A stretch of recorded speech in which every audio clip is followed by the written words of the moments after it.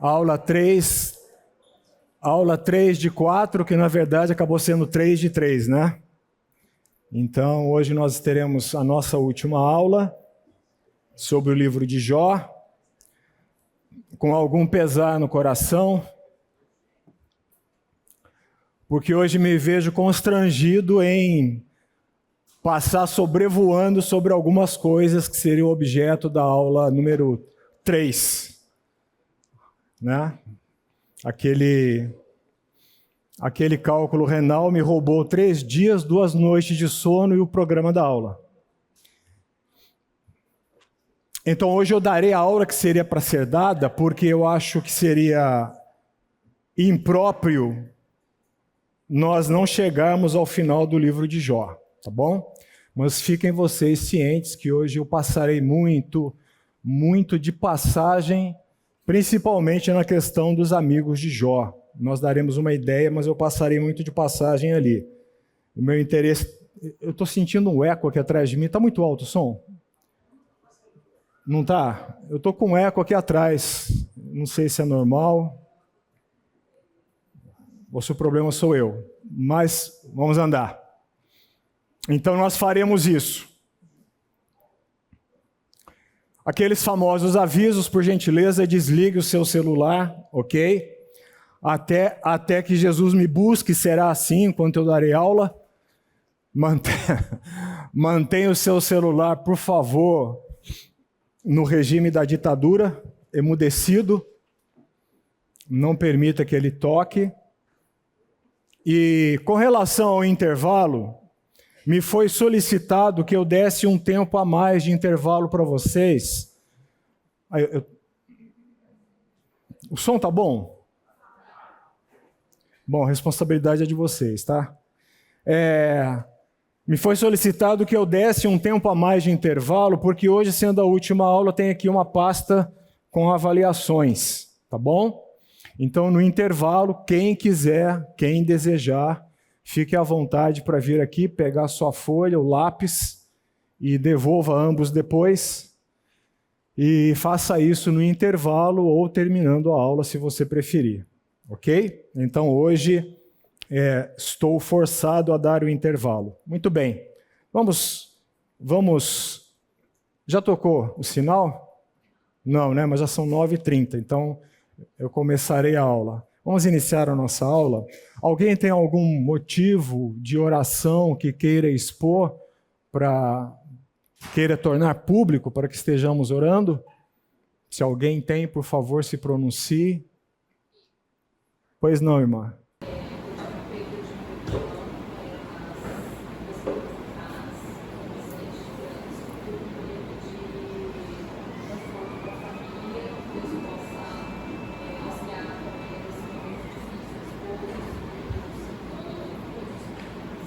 Seu nome? A irmã Roseli está dizendo que 2 semanas atrás ela perdeu um irmão num acidente de trânsito e ela está pedindo oração pelo consolo da família, tá? Então, tome essa dor como se fosse sua e una-se a mim em oração agora por esse motivo também. Mais alguém? Se não, então nós vamos orar. Pai querido, nós estamos na Tua presença e, na verdade, não deixamos de sair, mas buscando a Tua face neste momento. Nós desejamos, ó Deus, que todas as aulas da Tua igreja nesta manhã sejam um tributo à Tua glória e à Tua imensurável graça. 2 conceitos dos quais nós não temos a noção exata do que querem dizer. Por isso, ó Deus, tem misericórdia da nossa pequenez e abençoa-nos graciosamente em todas as classes da Tua igreja, no culto, para que a Tua palavra seja explanada com fidelidade. Sejas Tu o árbitro dos meus lábios, ó Pai, para que a Tua palavra nos traga consolo, exortação, instrução e um desejo ardente no coração de Te adorar mais e melhor. Também como igreja nós nos unimos em oração pela família, ó Deus, desse falecido, o parente da nossa irmã Roseli, Ó Deus, que o Teu Santo Espírito esteja consolando os corações, é uma obra que Ele só pode fazer neste momento de perda, de dor, de ausência. E também pedimos que o Teu Santo Espírito colha essa oportunidade para alcançar eventuais membros da família que não Te conhecem, para que, ó Pai, possamos ver o Teu reino sendo engrandecido em todas as coisas. Abençoe a irmã Roseli, sua família e os entes queridos, objetos diretos dessa perda. Pai, no nome de Jesus nós oramos. Amém, Senhor. Amém. Abra sua Bíblia no livro de Jó, no capítulo 2. Que eu me recorde, na aula passada, nós paramos o nosso navio aí na navegação em Jó, no capítulo 2, no final do capítulo, no verso 13. E eu quero puxar o gancho desse capítulo, desse final, para ir à frente no livro de Jó. Nós vimos, recordando, que o diabo Satanás promoveu 2 desafios na base da ofensa direta a Deus, em primeiro lugar, e depois na ofensa direta a Jó, ou seja, o diabo cercou todos os lados de um relacionamento entre o homem e Deus, não deixou nenhuma aresta desse relacionamento sem ser atacada, na base da ofensa, o diabo fez isso. No primeiro embate, Jó derrotou Satanás sem saber que o seu inimigo era Satanás, seu inimigo direto. Isso é de fundamental compreensão. Jó derrotou Satanás sem saber com quem estava lutando e sem saber qual é a ocasião. Pergunte para qualquer militar, estrategista ou não, qual é a melhor tática para vencer uma guerra: é conhecer o inimigo. Jó não sabia disso. No final do capítulo 1, nós temos uma declaração icônica, lá no verso 22. Em tudo isto, Jó não pecou nem atribuiu falta alguma a Deus. O diabo voltou insistentemente na segunda assembleia, propalou mais uma ofensa, desta vez a Deus por secundarismo e a Jó em primeiro lugar. O diabo disse: essa adoração é falsa, essa declaração é falsa, porque um homem pode perder tudo na vida, mas pode suportar a perda de tudo na vida, mas não suportará a perda do seu próprio bem-estar, da saúde, da liberdade, que são os bens que ele entende que são mais caros. O Deus, mais uma vez, de forma compassiva, soberana, né? Somente quem tem o controle absoluto de todas as coisas tem paz para agir assim.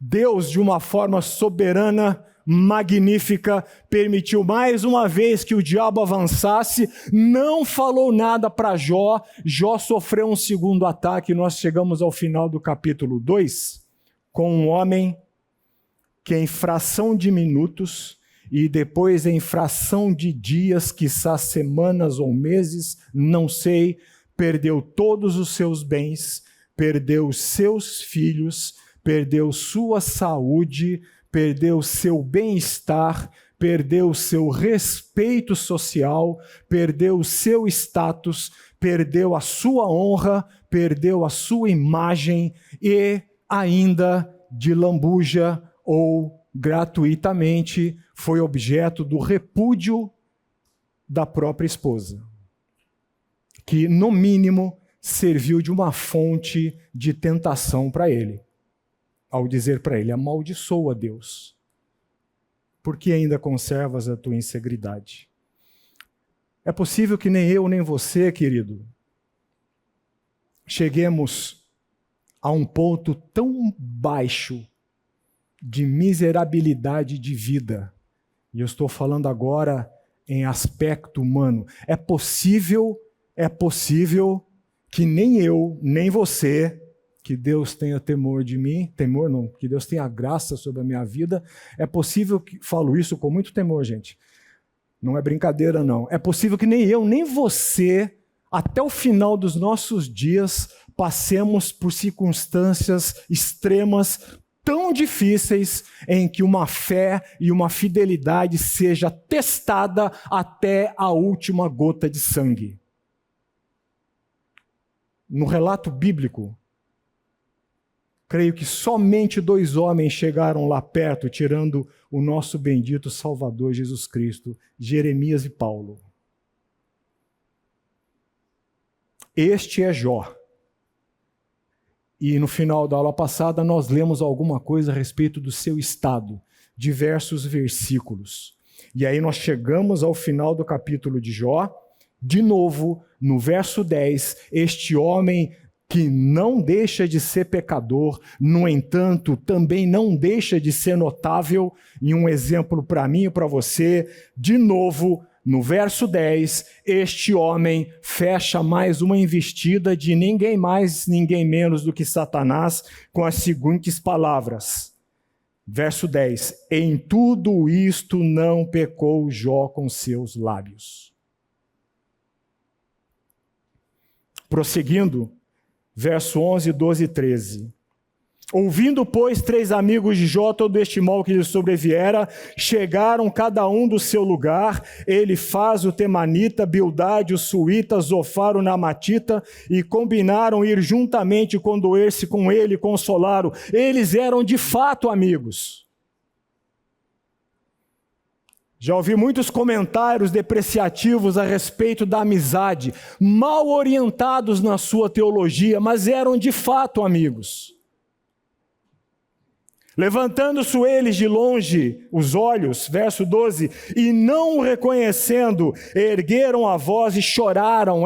Somente um amigo de verdade pode chorar de coração pela desgraça do outro amigo. E choraram.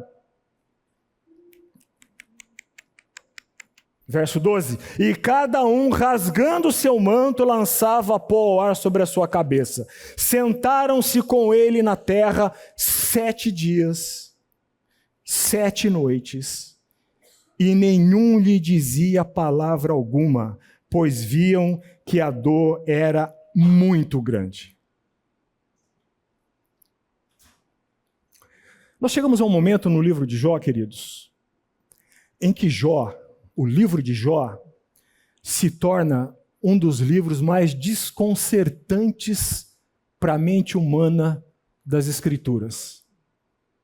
Nós chegamos num ponto do livro de Jó em que várias questões podem povoar a nossa mente e quase todas elas sem respostas, ao menos as respostas que nós gostaríamos de dar. O livro de Jó é um dos livros das Escrituras que nos humilha ou nos coloca no devido lugar quanto à nossa característica humana limitada.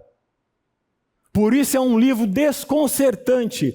Daqui para frente, o livro de Jó, ele tem esse tom, ele tem essa condição, ele nos desafia o raciocínio. Uma das perguntas que nós podemos fazer aqui, neste exato momento, é: Jó foi injustamente alvejado por Satanás? E isso não é uma opinião subjetiva deste professor, porque o próprio Deus, lá no capítulo 2, verso 3, no final, disse para Satanás: porque me incitaste contra ele sem causa. Não é uma opinião subjetiva, está aqui. O próprio Deus disse que as investidas contra Jó foram sem causa. Deus não está afirmando a impecabilidade de Jó. Deus está afirmando de alguma maneira que aquelas investidas foram sem causa. Então nós chegamos a este ponto do livro de Jó, em que nós vemos um homem do qual tudo lhe foi tirado, absolutamente tudo que ele poderia ter de valioso neste mundo lhe foi tirado, sem causa. E a pergunta que eu me fiz, eu não sei se você se fez, se você leu o texto, quando eu me debrucei sobre este texto, a pergunta que eu me fiz foi: ok, Jó venceu 2 embates com a mais pura, legítima e robusta fé, porque ele não sabia do que estava acontecendo. Deus não lhe avisou do que estava acontecendo. Jó venceu esses embates. Também não é uma opinião subjetiva minha, está no texto. Está lá no texto. Em tudo isto não pecou Jó com seus lábios. A pergunta que eu me fiz foi: ok? Não seria de se imaginar que Deus, nesta altura, ainda que não explicasse para Jó o que tivesse acontecido, restaurasse Jó ao status quo ante da sua vida? Não seria de se imaginar isso? Jó venceu os embates com uma fé genuína que lhe ganhou lugar na galeria, não só dos heróis da fé, porque ele não está lá ou está, não me lembro agora, capítulo 11, ele ganhou um lugar na galeria que o próprio Deus erigiu em Ezequiel capítulo 14, apenas de 3 homens, Noé, Daniel e Jó. Não seria o caso agora de que esse homem fosse restaurado ao final de todo esse desgastante processo ao seu status quo ante?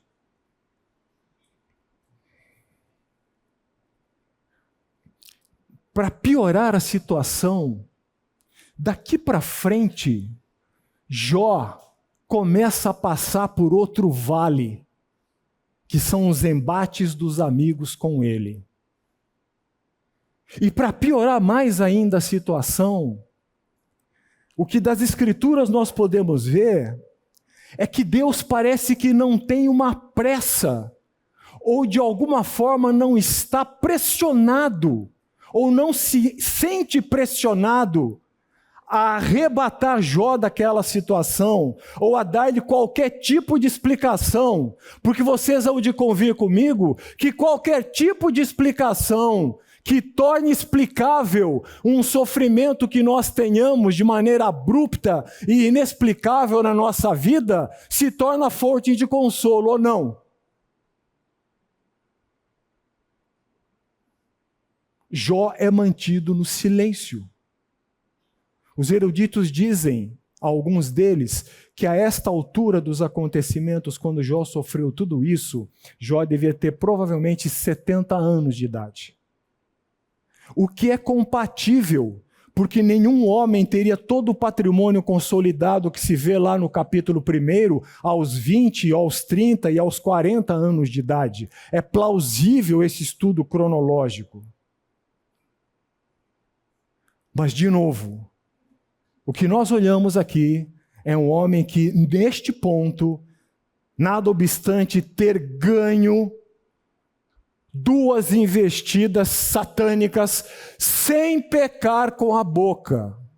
E se a Escritura está dizendo que ele não pecou com a boca, eu posso inferir que ele não pecou com o coração também, porque Deus disse que ele é um homem que se desviava do mal e temente a Deus.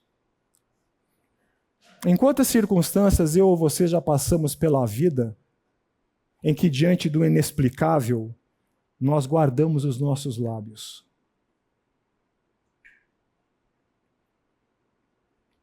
Ou mesmo tendo guardado os lábios, nós aquietamos o coração.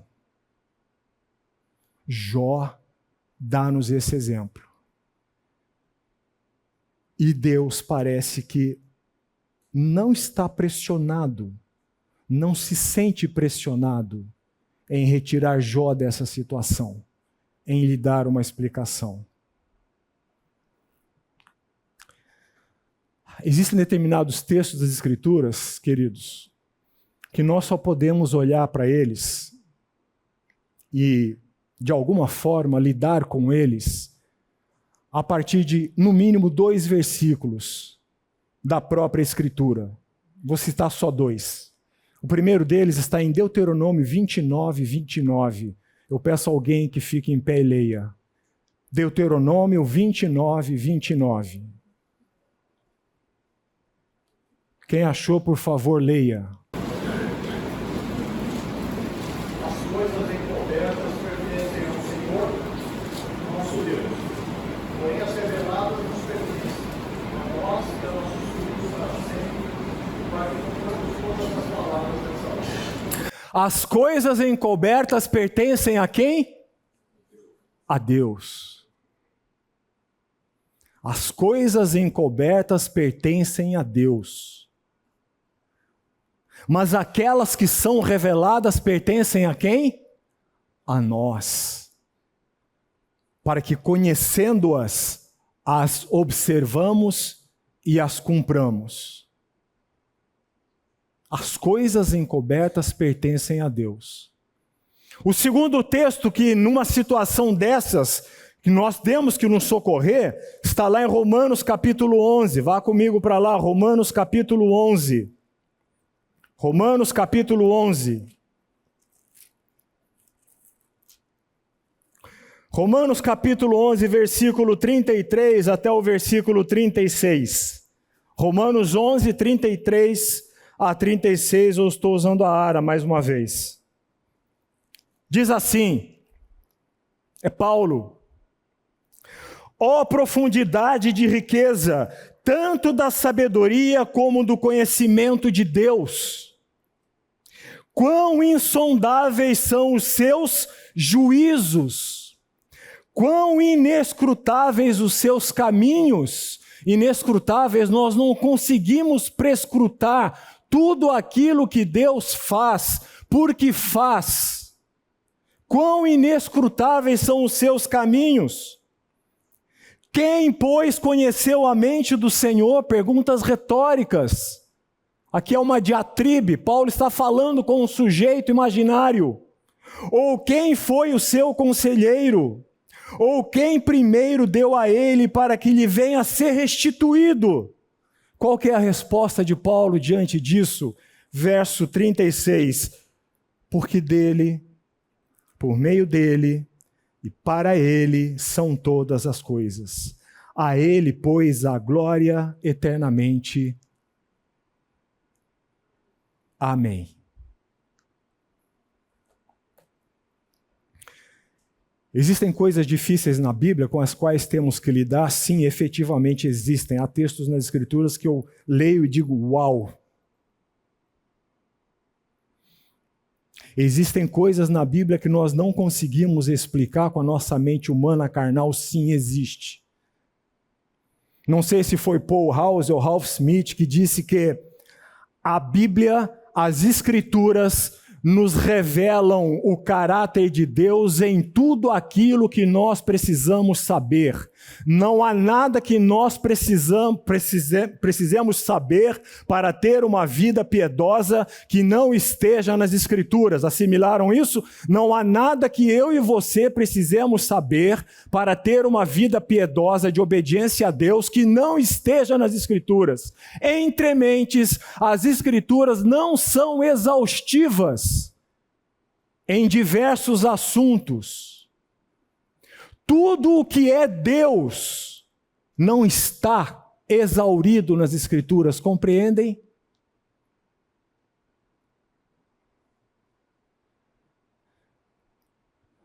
Este ponto do livro de Jó me convida a mim e a você, diante de um Deus que não deu nenhuma explicação de Jó, que ao final da vitória nesses embates não chegou para Jó e disse: bom, meu servo fiel, agora eu vou te restituir ao que você tinha.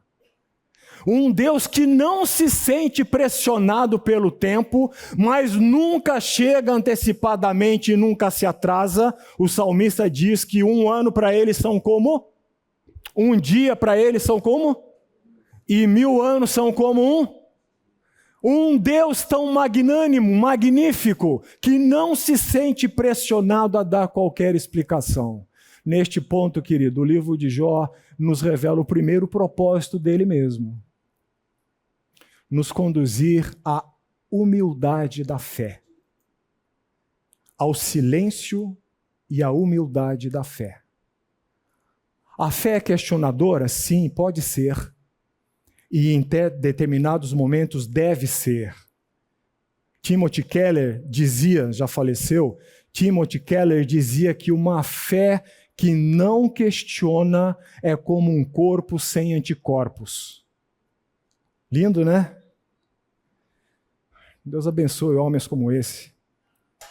Uma fé que não questiona é como um corpo sem anticorpos. No entanto, meu amado, não sei se você já se deparou na sua vida, se não se deparou, deparar-se-á ainda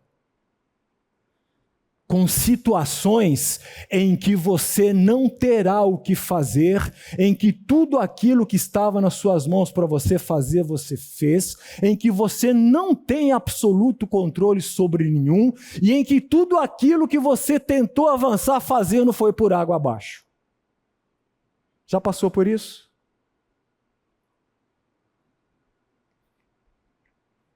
Então existem momentos na vida, meu amado, em que a fé deve questionar respeitosa e reverentemente. Jó fez isso. Existem momentos na vida em que a fé deve somente esperar. E existem momentos na vida em que a fé deve silenciar humildemente, diante de aquele que Paulo disse: a ele toda a glória, pois que dele, para ele e por ele foram feitas todas as coisas. No entanto, esse silêncio da fé é uma esperativa. Não é pasmaceira, não é apatia, não é jogar a toalha, não é se desesperar, tampouco entrar num quarto escuro e não sair de lá. Aí é que vem a humildade. Esse silêncio da fé é: só tu sabes por que estás fazendo isso.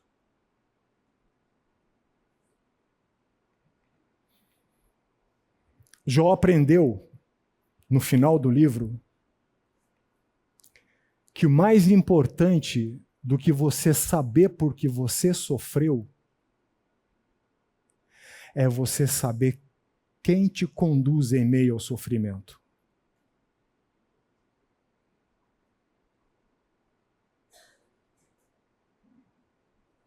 Porque o sofrimento não é nosso. O sofrimento é de Deus para as nossas vidas. Neste ponto do livro de Jó, esse livro se torna desconcertante, mas não sem saída, porque ele nos arremete a esta condição de vida diante de Deus. Imagine esse homem, depois de tudo, agora ele passa mais um tempo em que os amigos dele, que eram de fato amigos, tornam-se algozes dele.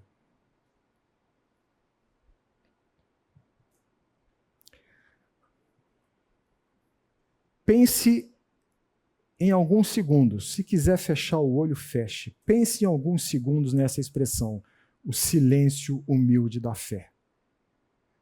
E se tem alguma coisa na sua vida que esta é a solução, diga: Senhor, ensina-me, ajuda-me a isso. Pai, diante do desconhecido, nós não estamos perdidos, porque Tu conheces todas as coisas. Diante da política, diante do mundo, diante do mal, diante da doença, diante deste mundo perverso, diante de tudo que pode nos afligir, diante da perda, recebe a glória e ensina-nos a ter uma fé silenciosa e humilde. Em nome de Jesus. Amém.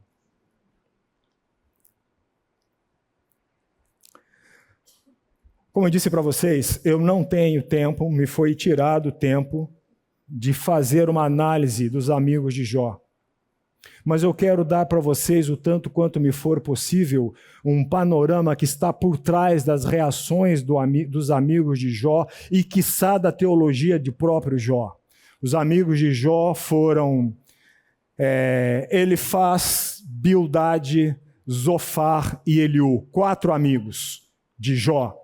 De novo, para mim, de fato, amigos de Jó. Mas pense comigo algumas coisas. Sempre foi, é o que se chama de teodiceia, sempre foi objeto de investigação da mente humana tentar se posicionar ou achar algum tipo de explicação para o sofrimento humano. A velha pergunta: como pode um Deus justo, e bom permitir o sofrimento neste mundo? Se você quer saber mais sobre isso, procure Teodiceia, de autores cristãos, hein? Por favor. Não vá atrás de Augusto Cury, não vá atrás de... Depois eu dou a lista. Procure gente cristã. Como pode? Como pode? E esse questionamento se agiganta mais ainda diante do sofrimento humano injusto.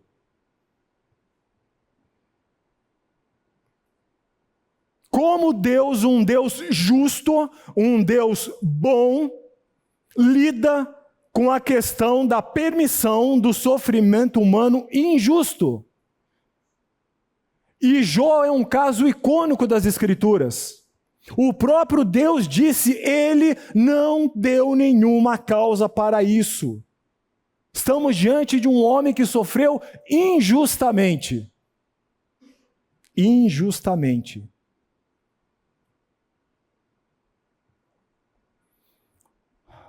Os israelitas, então, daquele tempo, muito mais naquele tempo do que hoje, começaram a equacionar algumas coisas. Bom, uma maneira de nós equacionarmos um Deus assim, lidando com um sofrimento injusto, permitindo o sofrimento injusto na vida de alguém, é que o Deus não é de fato onipotente, ou seja, há algumas situações que o pegam de surpresa e ele não consegue resolver, ou não tem o domínio total sobre elas.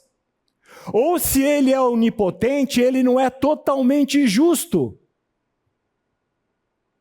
Ou seja, haveria um componente de malignidade no caráter de Deus. A terceira possibilidade é: o homem é totalmente justo. No entanto, a teologia daquela época, eu estou me referindo àquela época, porque eu quero levar vocês lá para o contexto dos amigos de Jó. No entanto, a teologia daquela época, dos israelitas, era muito forte no conceito de não há discussão, Deus é absolutamente onipotente. Não discutimos isso. Também não há discussão, porque Deus é absolutamente justo. Está na lei. E se ele é justo, ele é um Deus absolutamente bom. Então eu estou diante de uma refutação das duas primeiras premissas. Deus é onipotente, todo o poder está sob o seu domínio. Deus é absoluta e integralmente justo e bom. Uau! Como eu equaciono isso então? A conclusão daquela época só poderia ser: então, todo tipo de sofrimento do indivíduo indica a medida da sua culpa. É a única maneira de ter fechado aquela equação. Se eu tenho um Deus indiscutivelmente soberano e um Deus indiscutivelmente justo, Há sofrimento injusto? Não. Então, todo sofrimento é um indicativo da medida da culpa do indivíduo que sofre. Aí, de alguma forma, essa equação fechava. Mas essa equação fechava porque havia uma ânsia entre os rabinos daquela época de proteger o caráter de Deus. A única maneira de nós salvaguardarmos o caráter de Deus, sem lhe atribuir qualquer culpa, é de dizer que o sofrimento que nós vemos é a exata medida da culpa daquele que passa por ele. Esse é o pano de fundo. Essa é a teologia básica, gente. Estou passando pelo básico. Essa é a teologia básica que anima as discussões e as acusações dos amigos de Jó para com Jó. O que os amigos de Jó fizeram é, diante do que eu estou vendo, não é possível que você não tenha pecado. Diante do que eu vejo, e se Deus é totalmente onipotente, totalmente justo, e está permitindo que isso aconteça com você, diante do que os nossos olhos veem, não há como refutar a ideia de que você tem pecado, e pior ainda, você tem pecado oculto, não confessado. Agora, para um homem, Jó, que sabia que não tinha pecado a justificar aquele sofrimento, mas que também de alguma forma tinha essa teologia na mente, isso não aumenta a tensão. Porque ele se vê num dilema, ele se vê numa angústia. Não consigo explicar o que está acontecendo, não dei motivo para que Deus fizesse isso comigo, vocês me acusam de pecados ocultos que eu não tenho, mas eu estou sofrendo por um Deus que não me explica o que está acontecendo. Conseguem situar-se no quadro de fundo dos amigos de Jó e das postulações deles? Diga, irmão. Será que não é esse o contexto da esposa? Porque o amigo está um pouco mais distante, mas a esposa está na casa de Jó, vendo a vida de Jó, vendo a intercessão que Jó faz pelos filhos, pelos pecados futuros, e ela, na teologia dela, falou, não é possível. Eu garanto Jó, eu estou desconfiado de Deus. Será que não pode ser esse contexto? Em alguma medida, se nós estamos tratando de uma teologia em voga naquela época, a resposta é sim. Em alguma medida, sim. No entanto, se eu hei de ser fiel às Escrituras e ao texto que as Escrituras me dá, quer eu goste, quer eu não goste, a esposa de Jó falhou. Porque não somente repudiou o marido, mas foi fonte de tentação para ele, no mínimo. Pode ser que isso, sim, a resposta é sim, porque é uma teologia em voga na época. E, aliás, eu me recordo que quando eu falei disso na aula passada, eu devo ter usado o termo de que ela tenha uma, quiçá, fé mal orientada para ajudar Jó. No entanto, o texto deixa muito claro que ela teve uma atitude que não deveria ter. Mas a resposta à sua pergunta, na primeira parte dela, é sim. Eu sou tendente a considerar isso também, porque era teologia em voga na época. Respondido? Maravilha. Estão comigo? Essa é a tensão de Jó. Vá comigo lá para Jó, vamos ler alguns versículos.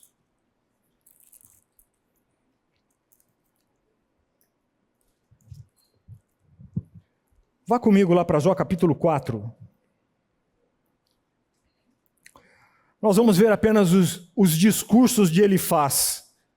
Capítulo 4. Jó, capítulo 4, verso 11. Alguém, por favor, leia.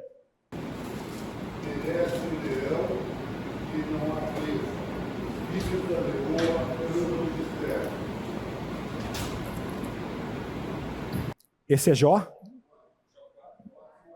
Desculpe, é Jó 4,17. Desculpe, Jó 4,17. Seria porventura um local justo diante de Deus? Seria acaso homem puro diante do seu Criador? Estão vendo? Elifaz está acusando Jó de ser um homem impuro, de motivações impuras. Outro irmão, capítulo 5, verso 2. Por favor, vamos fazer uma dinâmica rápida aqui para eu salvar a aula. Jó, capítulo 5, verso 2. O ressentimento mata o insensato, e a inveja destrói o povo. Estão vendo? Porque a ira do louco o destrói e o zelo do tolo mata. Jó está chamando, Elifaz está chamando Jó de louco e tolo. Ainda no capítulo 5, verso 6, outra pessoa. Que a aflição não vem do pó, não é da terra que brota e fala. Estão vendo a teologia?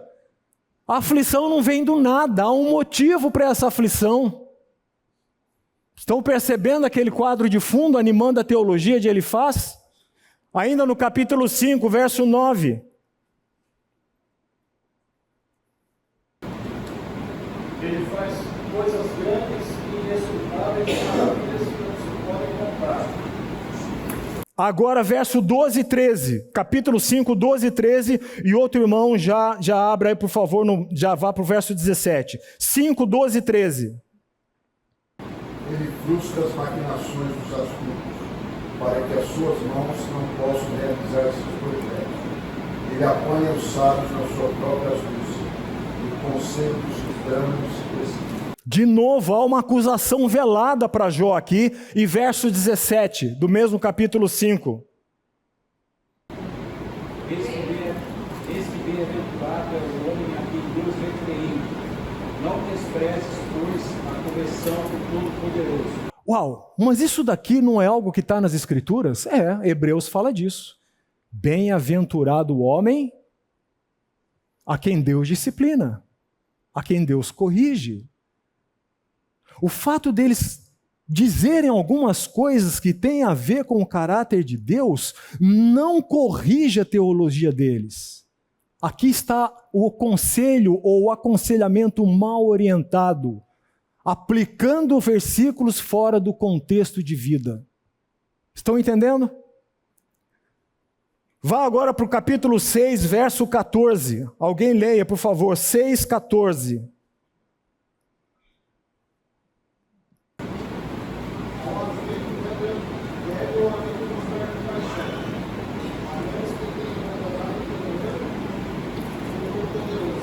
Ao aflito deve...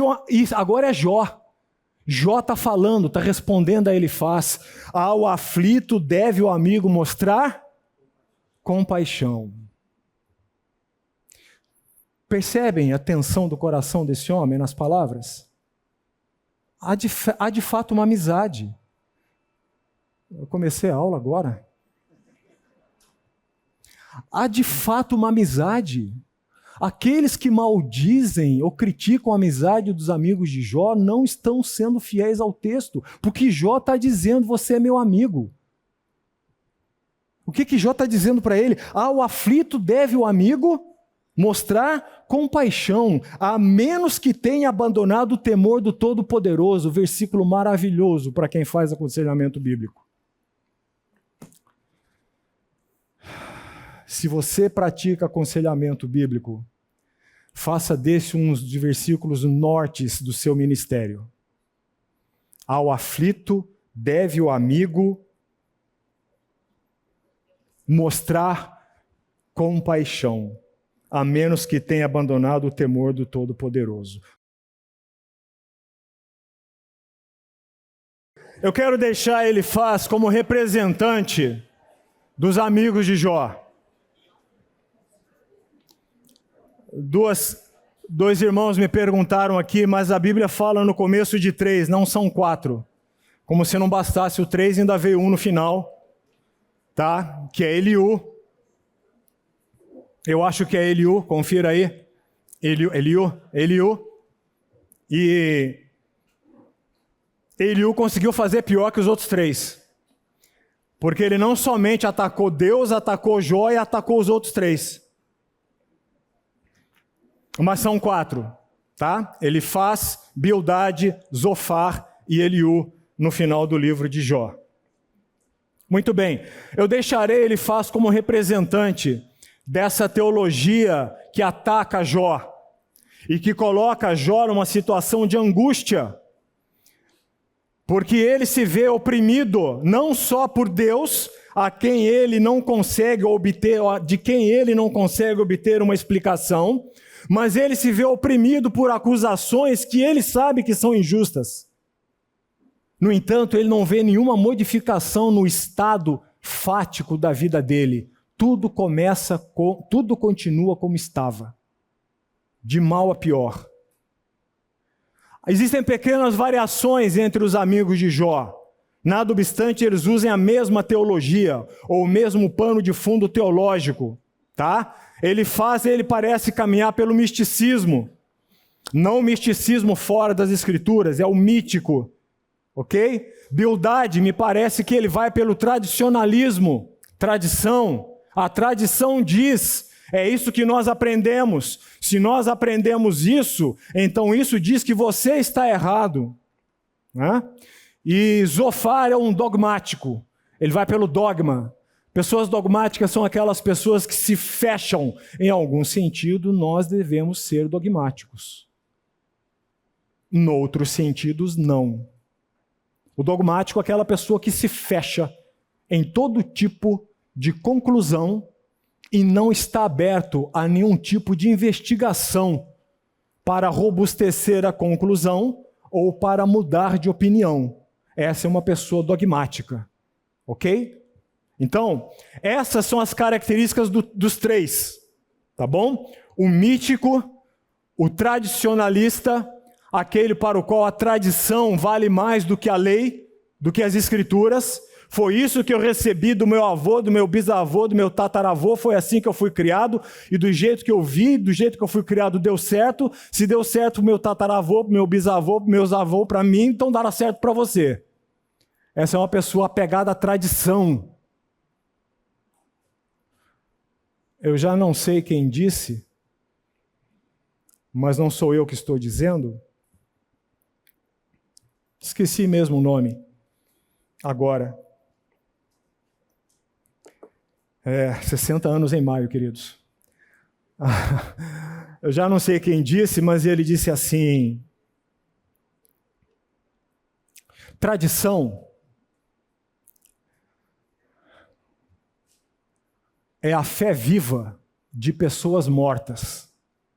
A Bíblia não rejeita a tradição. Paulo, nos seus escritos em Filipenses, ele fala da tradição. Eu acho que é Filipenses. Tradicionalismo é a fé morta de pessoas vivas. Entenderam a diferença? Tradição é a fé viva de pessoas mortas. Eu leio os ensinos de Agostinho de Hipona, Anselmo de Cantuária, Eusébio. Eu estou diante de uma tradição dos pais da igreja. A fé viva daqueles homens, já mortos, anima a igreja. Tradicionalismo é eu viver com base em normas recebidas ou criadas com uma fé morta. Bildade era um tradicionalista. E Zofar um dogmático. Então, queridos, eu não vou passar por todos eles, tá? Fica aí a dica e um excelente exercício para você fazer em casa, ler todos esses capítulos do livro de Jó. Eu quero me focar agora na resposta de Jó e depois nós já vamos para a parte final. Então vá comigo lá para o capítulo 9 de Jó. Capítulo 9 de Jó. E eu quero citar apenas alguns trechos nesse capítulo 9, no capítulo 10 e no capítulo 19. Se você já quiser deixar algum tipo de separador aí, já deixa separador, por favor. Capítulo 9 de Jó. Jó, capítulo 9, eu lerei com vocês do verso 20 até o verso 24. Isso é Jó falando. E Jó está se dirigindo a Deus. 20 a 24. Ainda que eu seja justo, a minha boca me condenará. Embora seja eu íntegro, Jó está afirmando a sua integridade. Embora seja eu íntegro, ele me terá por culpado. Quem é ele? Deus. Me perguntaram aqui, é errado a fé ter questionamentos? Não, disse na primeira etapa da aula que não. A fé questiona. A questão é como você faz e o que você questiona. Mas a fé questiona. Gente, quando nós nos convertemos, nós não deixamos o cérebro na porta da igreja. E as maiores universidades do mundo, hoje em tradição, foram criadas por cristãos. Então, a fé questiona. Há um momento do silêncio da fé? Há. Mas isso não abroga o questionamento. Jó está questionando. Verso 21. Eu sou íntegro, não levo em conta a minha alma, não faço caso da minha vida. Para mim tudo é o mesmo, por isso digo, tanto destrói ele o íntegro como o perverso. Jó aqui está até acusando Deus de ser injusto. Gente, que Deus maravilhoso, não é não? Não é maravilhoso? Vocês já pararam para pensar que Deus é tão bom, mas Ele é tão bom, que Ele dá inteligência para certos homens atacarem Ele? Ele é tão bom que Ele concede inteligência para homens falarem mal dEle.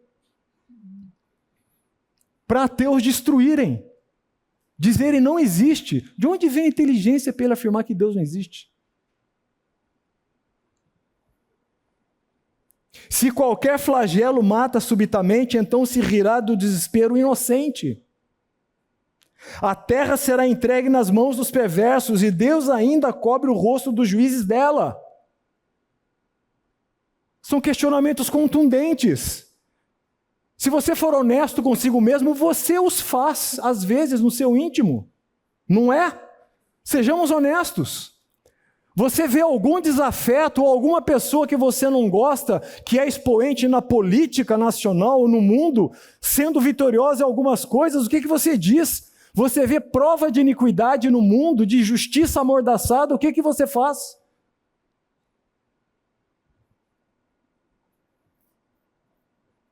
A terra será entregue nas mãos dos perversos, é Jó falando. Não quero me furtar ao que Jó disse, por isso estou passando por ele.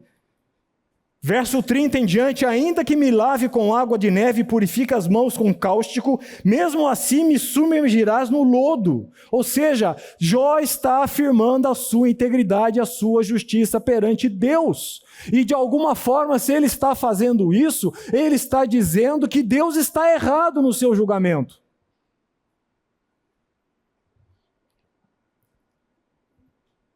Veja o que ele fala ainda, porque ele não é homem como eu, a quem eu responda, vindo juntamente a juízo. Ele está dizendo, tu és inalcançável, tu não és homem como eu, que se senta aqui do meu lado e pode entrar em diálogo comigo, a quem eu veja a face para me responder. Estão percebendo?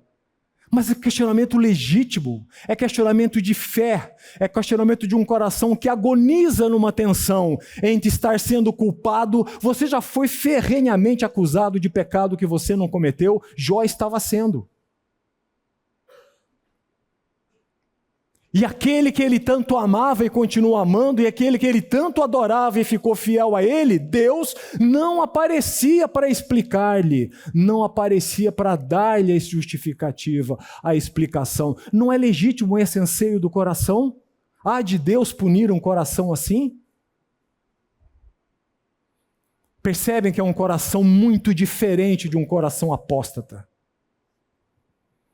Ele não para aí, veja o que fala o verso 33 e o verso 35, até 35, no capítulo 9. Não há entre nós árbitros que ponha a mão sobre nós ambos. Tire ele a sua vara de cima de mim e não me amedronte o seu terror.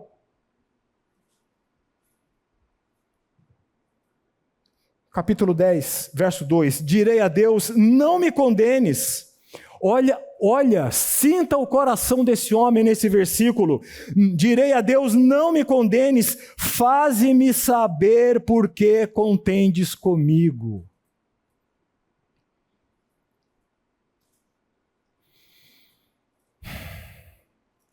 Diferente dos seus amigos que estavam dizendo, se você está padecendo isso, você tem pecado, e o seu pecado é pior ainda porque é pecado oculto, e você agrava o seu pecado porque não o confessa.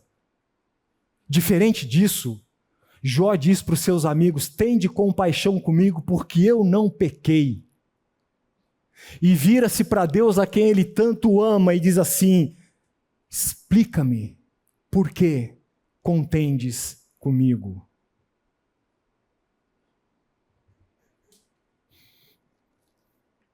De novo, Deuteronômio 29, 29. Um pouco mais para frente, e chegamos ao capítulo 19, onde nós vemos que a fé punjante deste homem, ele não abandonou. Onde nós vemos que o amor deste homem pelo seu Deus não foi maculado. Não foi corrompido, não foi vendido, não cedeu. Capítulo 19, verso 23. Capítulo 19, verso 23. Quem me dera fossem agora escritas as minhas palavras. Você está comigo no texto? Quem me dera fossem agora escritas as minhas palavras, quem me dera fossem gravadas em um livro, que com pena de ferro e com chumbo para sempre fossem esculpidas na rocha. Quais palavras? Veja se você já ouviu uma declaração como essa nas Escrituras. Porque eu sei que o meu Redentor vive, e por fim se levantará sobre a terra. O que é isso, meu querido? O que é isso? Você dizer que o seu Redentor vive e que se levantará sobre a terra na maciota é muito fácil. Não é não? É muito fácil. Cantar vitórias a Deus quando tudo está na caixinha certa é muito fácil. Não precisa ter fé para isso. Olha o que esse homem disse, porque eu sei que o meu Redentor vive e por fim se levantará sobre a terra. Depois, revestido naquele tempo, sem saber, Jó está prefigurando Cristo. Depois, revestido este meu corpo da minha pele. Lembram-se que eu falei na aula passada como estava a pele desse homem? Cheia de tumores malignos, ele raspava-se com caco. Olha o que ele está dizendo: depois revestido este meu corpo da minha pele, em minha carne verei a Deus, vê-lo-ei por mim mesmo, os meus olhos o verão e não outros. De saudade me desfalece o coração dentro de mim.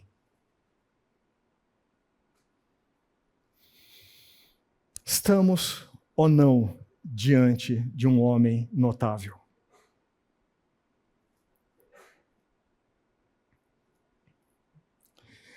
Timothy Keller, não andei lendo Timothy Keller essa semana, mas é a segunda vez que eu estou citando. Ele contou que uma vez ele foi fazer uma visita a uma senhora da igreja dele de 80 e poucos anos, que estava com uma doença gravíssima, já desenganada dos médicos, e nem morfina fazia mais efeito. Ele foi visitar essa senhora da igreja dele, sentou-se na frente dela, depois de orar, muito sincero, ele disse para ela: minha irmã, o meu respeito e a minha compaixão pelo que eu vejo é tanto que eu não consigo dizer palavra. Aquela irmã virou para ele e falou assim: ah, pastor, Fique tranquilo. Isso aqui, nada que a ressurreição não cure. Nada que a ressurreição não cure.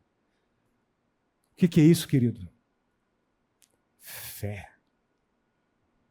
Palpável, robusta, madura, que Deus quer fazer na minha vida e na sua vida. O coração deste homem ansiava pelo seu Redentor e pelo seu Criador. O seu coração anseia por Deus nos momentos de dificuldade na sua vida. O seu coração anseia por Deus, ou o seu coração reclama de Deus, ou o seu coração murmura contra Deus, ou o seu coração reclama dos outros, ou o seu coração reclama da circunstância. O seu coração anseia por Deus. Quando no momento de angústia, quando você verbaliza reclamações e murmurações, a quem você está pontuando? Deus ou Satanás? Chocante a pergunta, mas é real. Vamos para o final. Vá comigo lá para o capítulo 38 de Jó. Estou chegando ao final. Capítulo 38 de Jó. No capítulo 38 de Jó, Deus, talvez para mim, ou quiçá para algum de vocês, muito atrasado na situação, Deus, verso 1, depois disto, o Senhor, do meio de um redemoinho, respondeu a Jó. Está no capítulo 38? Olha o que ele respondeu a Jó. Ele não disse, ó Jó.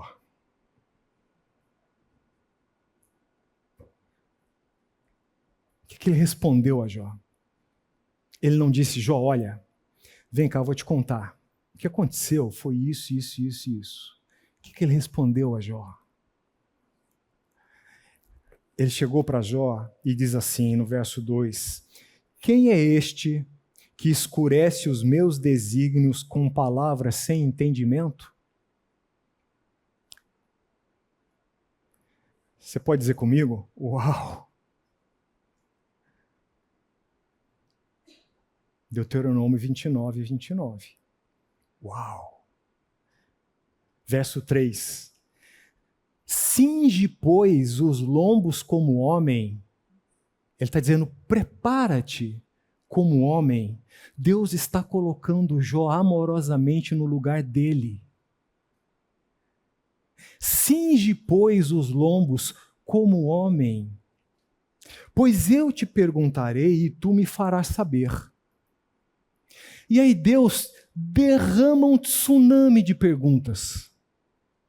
A primeira é, onde estavas tu quando eu lançava os fundamentos da terra?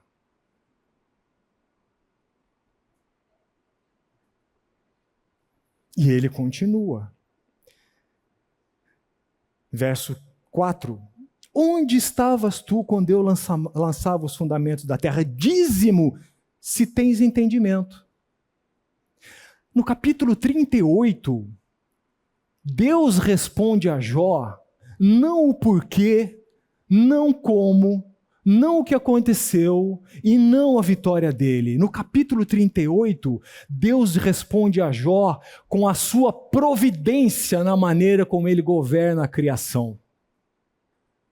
E faz perguntas para ele, onde você estava quando as cabras monteses, onde você está quando elas dão crias? Percebe que é muito mais do que o nosso mundo conhecido? Para quem gosta de mar como eu, veja lá o verso 9, 8. Ou quem encerrou o mar com portas quando o irrompeu da madre? Há muito pouca coisa majestosa, tão majestosa na natureza como o mar. Lógico, aí vai uma pitada de gosto meu, tá? Verso 9: quando eu lhe pus as nuvens por mestidura e a escuridão por fraldas. Que poesia linda, querido. Quer ler poeta? Leia Jó. Pode ler Carlos Drummond também, mas leia Jó. Não deixe de ler Jó. Ok? Primeiro Jó, depois Carlos Drummond. Ou Mário Quintana. Verso 10: quando eu tracei os limites e lhe pus ferrolhos e portas. Verso 11: e disse, até aqui virás e não mais adiante. Essa parte do versículo é maravilhoso. E aqui se quebrará o orgulho das tuas ondas. Hoje, a meca dos surfistas chama-se Nazaré, em Portugal. Alguém aqui é surfista? Que maravilha, então estou à vontade para errar. A meca dos surfistas é em Portugal, Praia de Nazaré. Ok? Há uns vídeos na internet dessa praia de Nazaré. Acesse. Já foram registradas ondas de mais de 30 metros de altura naquela praia. E tem um vídeo, ok? Eu também vejo internet, viu, gente? Eu não gosto de celular desligado, mas eu vejo internet. E tem um vídeo lá em que o cinegrafista captou uma onda de um ângulo transversal, onde ele consegue compreender na mesma imagem o pico da torre do farol da praia, que está incrustado no cima do monte, ok? E vem uma onda cuja crista passa por cima do pico em altura. Foi lá que aquele surfista quase morreu, brasileiro. Quem é? Não foi Medina, não. Acho que é Scooby, Snoob, Sput, um negócio assim. É com S. Scooby. Conhece de surf. Scooby. Gente, aquela onda é aterrorizante. Dezenas de toneladas de água. Você já esteve diante disso? Eu já quase morri afogado no mar, por isso que eu admiro tanto. Aquilo é de ficar embasbacado. Mas você já parou para pensar que 15 minutos depois, aquele vagalhão enorme não é nada mais do que espuma na areia? Guarde isso a próxima vez que for à praia e lembre de Jó. Quando eu lhe tracei os limites e disse, aqui se quebrará o orgulho das tuas ondas. Eu gostaria de deleitar-me mais no capítulo 38, mas não posso. Então vamos caminhar para o final, capítulo 40. No capítulo 40, Deus finaliza esse primeiro discurso e diz assim, disse mais o Senhor a Jó, acaso quem usa de censuras contenderá com o Todo-Poderoso? Quem assim argui a Deus que responda? Nós temos a primeira resposta de Jó, que está no verso 3, 4 e 5. Diz assim, então Jó respondeu ao Senhor e disse, sou indigno. Que te responderei eu, ponho a mão na minha boca, uma vez falei e não replicarei, aliás, 2 vezes, porém não prosseguirei. Temos a primeira confissão de Jó aqui diante de Deus. E Deus não lhe deu explicação nenhuma do que ele fez. Aliás, Deus não tem obrigação de dar explicação alguma do que ele faz ou deixa de fazer no mundo. Ele é Deus. Portanto, deixe Deus ser Deus na sua vida. Temos a primeira confissão de Jó aqui. Mas como Deus conhece o coração de todos nós, o coração de Jó ainda não estava totalmente convicto da sua confissão e Deus prossegue. Deus não diz assim, tadinho. Não, ele prossegue. Veja lá no verso 6 do capítulo 40. Então o Senhor, do meio de um redemoinho, respondeu a Jó. Ele falou para Jó, você acha que parou aqui? Não, Jó, vamos mais adiante. De novo, verso 7, cinja agora os lombos como homem, eu te perguntarei e tu me responderás, e eu vou parar aqui nesta, que para mim é uma das perguntas mais contundentes das Escrituras, feitas diretamente por Deus a um homem. Versículo 7, cinja os lombos como homem, eu te perguntarei e tu me responderás. Verso 8, acaso anularás tu de fato o meu juízo ou me condenarás para te justificares? Você acha que a sua aparente justiça pode me condenar e com base nela você se justifica diante de mim? Você é homem, Jó.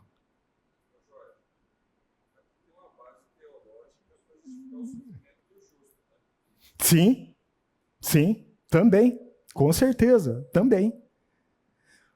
Você é capaz de se justificar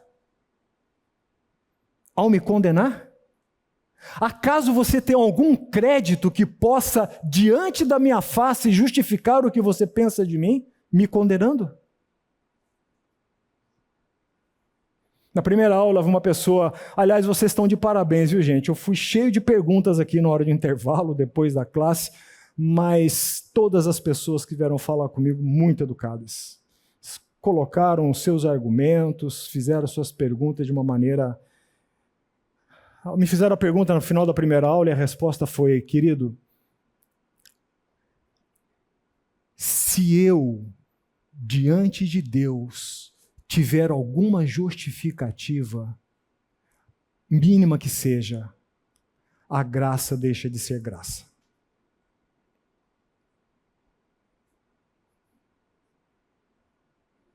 Se você tem alguma justificativa para você mesmo e para os seus atos diante de Deus, a graça deixa de ser graça. Isso não significa que na graciosidade de Deus ele não vindique a sua justiça, porque foi isso que ele fez com Jó. Mas é graça. E agora eu quero encerrar indo para o capítulo 42, onde Jó faz a declaração final de um coração contrito e arrependido. Capítulo 42. Então respondeu Jó ao Senhor: bem sei que tudo podes, e nenhum dos teus planos pode ser frustrado. Quem é aquele que, como disseste, que sem conhecimento encobre o conselho? Na verdade, olha Jó falando. Na verdade, falei do que não entendia, coisas maravilhosas demais para mim, coisas que eu não conhecia. Escuta-me, pois, havia dito, e eu falarei, eu te perguntarei, e tu me ensinarás. Eu te conhecia só de ouvir, mas agora os meus olhos te veem. Por isso me abomino e me arrependo no pó e na cinza. Jó foi um homem notável. No entanto, o desígnio de Deus para a vida dele, em mantê-lo no sofrimento, não foi arbitrário. Produziu um fruto na vida de Jó, por motivos que só Deus sabe e reservou para o seu único e exclusivo conhecimento. Percebe? Aqui nós temos tanto a prova de um homem que era pecador, que mesmo sendo justo e notável, ainda havia alguma coisa que ser trabalhada na vida dele, e nós somos assim até o dia que o Senhor nos levar. A nossa fé será trabalhada até o fim. Por isso ele disse: eu te conhecia de ouvir falar, e não somente de contigo andar como eu te conheço hoje. E aí eu quero encerrar a partir do verso 7, leia comigo aí.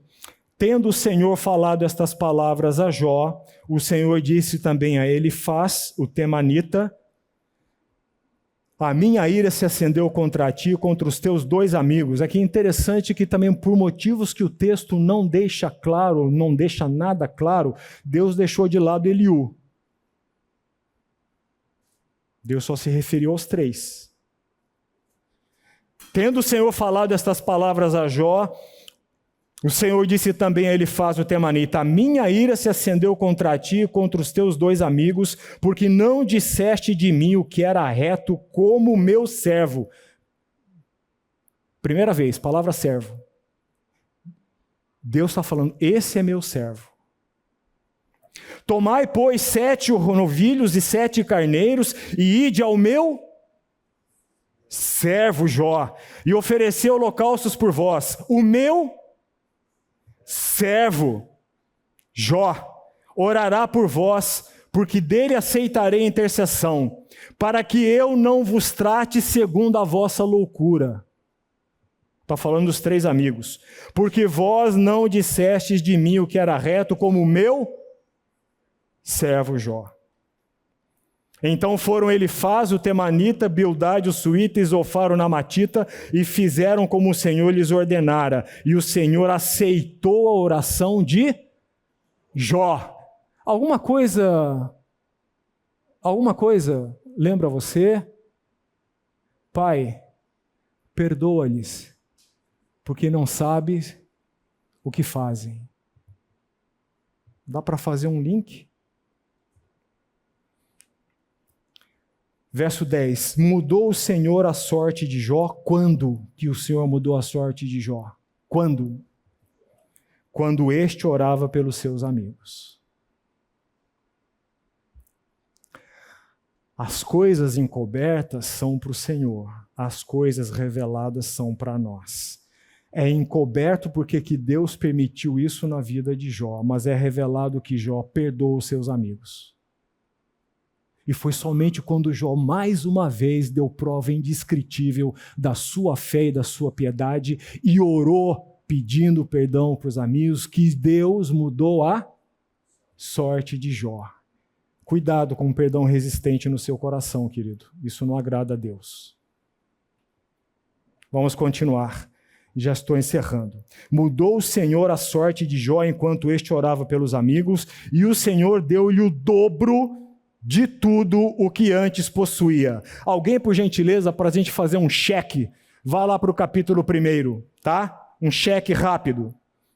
Enquanto eu fico aqui no capítulo 41, verso 11, Deus deu-lhe o dobro. Verso 11, então vieram a ele todos os seus irmãos e todas as irmãs, e todos quanto dantes o conheceram, e comeram com ele em sua casa, e se condoeram dele, e o consolaram de todo o mal que o Senhor lhe havia enviado.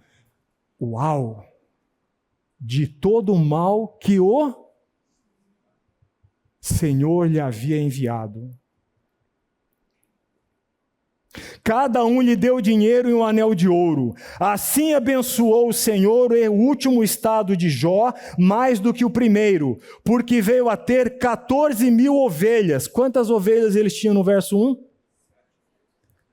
Deu 14. 6.000 camelos. Quantos camelos ele tinha? 3. 6.000. 1.000 juntas de bois. Quantas juntas ele tinha? 500. 1.000 jumentas. Quantas jumentas ele tinha? 500. Também teve outros 7 filhos e 3 filhas.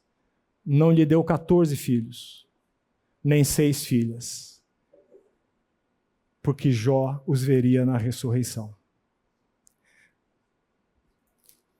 Você quer uma prova bíblica da ressurreição no Antigo Testamento, meu amado? Jó. Quantos filhos ele deu a ele de volta? 7, porque os 7 estavam vivos. Quantas filhas? 3, porque 3 estavam vivas. No Antigo Testamento não fala de ser ressurreição? Meu pai, fuja desse vídeo da internet. Ok? Aqui está a prova. Vamos continuar? Para terminar. Chamou o nome da primeira Gemina, o da outra Késia e o da terceira Querem Acuc. Quem está para ser avô aí, ó, ótimas ideias para dar para o nome de neta. Os 3 nomes estão ligados à beleza feminina. Quer dizer, beleza, perfume, aroma, de tão bonitas que Deus lhe deu aquelas filhas. Em toda aquela terra não se acharam mulheres tão formosas como as filhas de Jó, e seu pai lhes deu herança entre seus irmãos. Numa época em que a tradição dizia que só o primogênito, ou só os homens herdavam, Jó deu herança às filhas. Que homem notável! Que homem liberal! No bom sentido. Não estou usando conotação política aqui, pelo amor de Deus, hein? Que homem liberal. Notável. Continue. Verso 16. Depois disto, viveu Jó 140 anos. E viu seus filhos, aos filhos dos seus filhos, até a 4ª geração. 140 anos, com 70, mais alguns anos, porque não foram dias, meses, nem anos. Houve um irmão aqui na aula passada que disse ter visto num comentário o erudito ter afirmado que Jó passou nas tribulações por cerca de 9 anos, não sei quantos, mas foram anos, e após isso Deus ainda lhe acrescenta como forma de bênção de restauração. Mais 140 anos ele viu os seus filhos, os filhos dos seus filhos, até a 4ª geração. E aí o verso 17, então morreu Jó, velho e farto de dias. Amém? Querido, silêncio da fé, humildade da fé. Não deixe que a sua ansiedade atrapalhe a sua fé. Não deixe que a sua ansiedade se intrometa nos relacionamentos. Seja um bom conselheiro. Compreenda a situação antes de abrir a boca. E depois de abrir a boca, quando for abrir, certifique-se que você está falando da palavra. Ok? Não cabe a você decidir ou dirigir a vida do aconselhado. Cabe a você ser instrumento. Tenha uma fé, ou pelo menos peça isso a Deus, como a de Jó. E que Deus seja misericordioso conosco. Amém? Amém?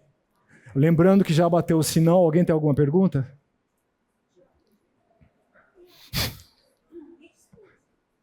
A esposa? Vamos até 12:30?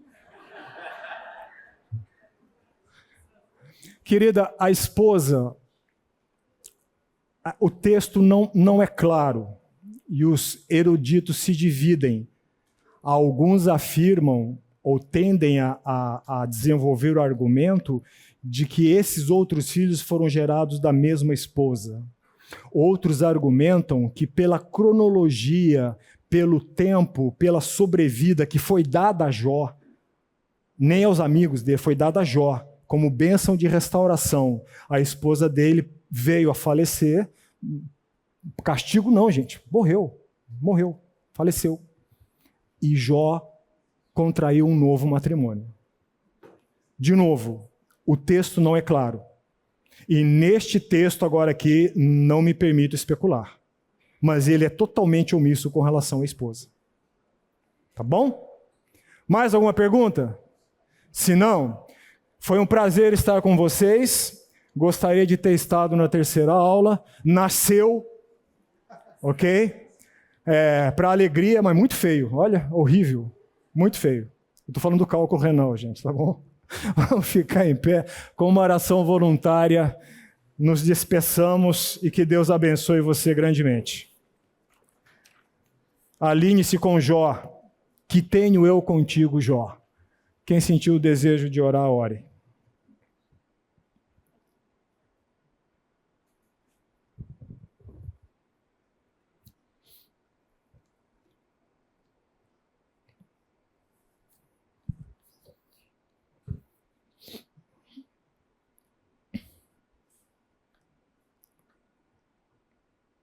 Pai, nós somos gratos a Ti, Deus, por este tempo que Tu nos deste.